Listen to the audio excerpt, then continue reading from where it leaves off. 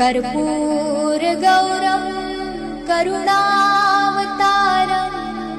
संसारसारं भुजगेन्द्रहारं सदा वसन्तं हृदयारविन्दे भवं भवानी सहितं नमामि।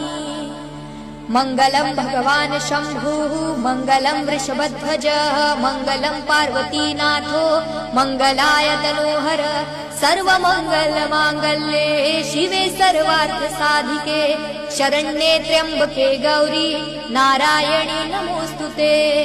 अथ मन्त्रपुष्पाञ्जलिः।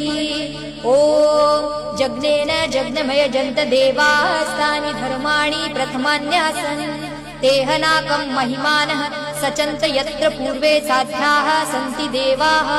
ॐ